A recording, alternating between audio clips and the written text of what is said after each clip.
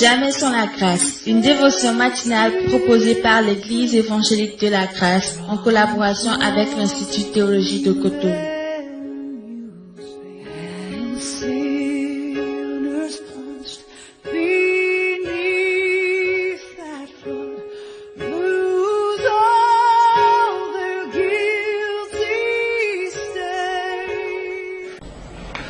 Bonjour chers amis, chers internautes, nouvelle journée, bienvenue dans cette nouvelle provision de ce matin. Seigneur, nous te bénissons parce que chaque jour c'est particulier, ta pensée elle est fraîche pour nous et d'une manière particulière tu nous visites au travers de ta parole ce matin. Bénis nos auditeurs, nos auditrices au nom puissant de ton Fils Jésus-Christ.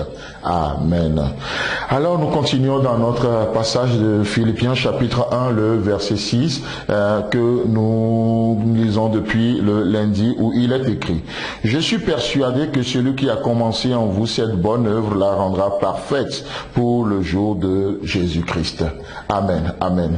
Donc nous continuons toujours avec, nous nous laissons impressionner toujours par l'assurance avec laquelle Paul nous parle dans ce verset. Je suis persuadé. Comme on le voyait depuis un moment, dans l'original grec, c'est un seul mot, peito, et pendant les deux derniers jours, nous avions vu la première définition de ce mot qui veut dire apaiser. Mais laissez-moi aller un peu plus loin avec vous ce matin. Ça veut dire aussi rassurer. Rassurer. Donc quand Paul dit ici, je suis persuadé que celui qui a commencé en vous cette bonne œuvre la rendra parfaite pour le jour de Jésus-Christ, Paul est en train de dire une chose: je suis rassuré.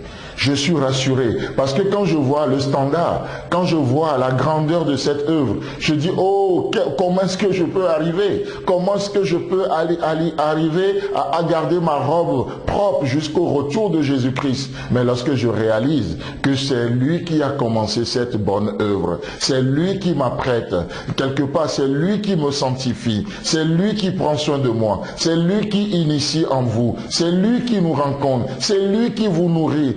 Lorsque je réalise que c'est son œuvre et non la mienne, alors une chose que cette connaissance produit, c'est quoi? C'est que on est rassuré, on est tranquille, on est apaisé. Oh Seigneur, que le Dieu de paix nous bénisse vraiment ce matin encore une fois. Je suis persuadé, je suis rassuré, nous dit l'apôtre Paul. Je suis rassuré. Laissez-moi vous dire que l'assurance, c'est une marque chrétienne. L'assurance est une marque chrétienne. C'est une marque chrétienne. Et la raison est simple. C'est cette assurance est liée à la connaissance de l'auteur de cette bonne œuvre. Amen. Je le répète volontairement, cette connaissance, cette assurance est liée à la connaissance que vous avez de l'auteur de cette œuvre. Vous n'êtes pas l'auteur de cette œuvre. Quand Paul dit ici, je suis persuadé que celui qui a commencé, dont le celui, il est question d'un homme, il est question de Jésus-Christ, il est question de Dieu lui-même. Le fait de savoir que nous sommes le poème que Dieu écrit, le fait de savoir que vous êtes le poème que Dieu écrit, vous êtes l'œuvre de Dieu. Et chaque jour, Dieu vous façonne comme il vous façonnera encore un peu plus dans cette journée à l'image de son Fils Jésus-Christ. Notre assurance nous vient de la connaissance que nous avons de l'auteur de cette œuvre. Et qui est cet auteur? De quoi il est capable? Dans Jean chapitre 19, le verset 30, il est écrit: quand Jésus eut pris le vinaigre, il dit, tout est accompli, et baissant la tête, il rendit l'esprit. Oh, ça c'est une pièce à conviction de l'assurance chrétienne. Oh, le prix a été payé. Voilà de quoi est capable l'auteur de cette œuvre. C'est un homme qui paye le prix. Il a payé le prix pour notre vie. Oh, de quoi il est capable? Le connaissez-vous? De quoi il est capable? Dans 2 Timothée chapitre 2, le verset 13, il est dit que si nous sommes infidèles, il demeure fidèle, car il ne peut se renier lui-même. C'est une pièce à conviction, encore une fois, de notre assurance.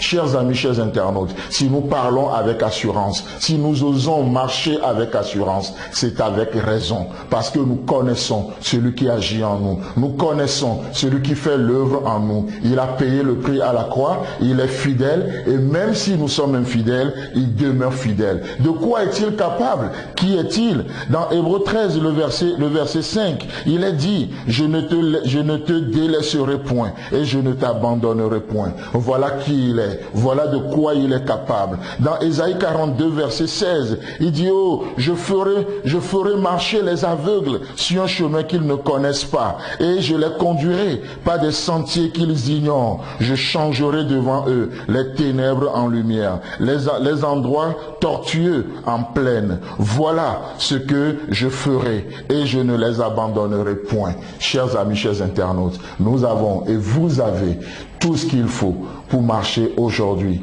dans l'assurance, plus dans la peur, mais marcher avec assurance. Osez dans cette journée avec Dieu. Et parlons devant chaque situation comme Paul. Je suis persuadé. Oh, ça tournera à mon avantage. Je suis persuadé. Que Dieu vous bénisse et à demain. C'est tout le temps que nous avons. Si vous avez aimé cette dévotion, parlez-en à vos amis. Parlez-leur du message de la grâce et de ce qu'il fait dans vous. Pour un sujet de prière, une question ou plus d'informations, contactez-nous. Téléphone 64 88 35 87 ou 96 42 69 05 ou par WhatsApp au 94 75 80 20.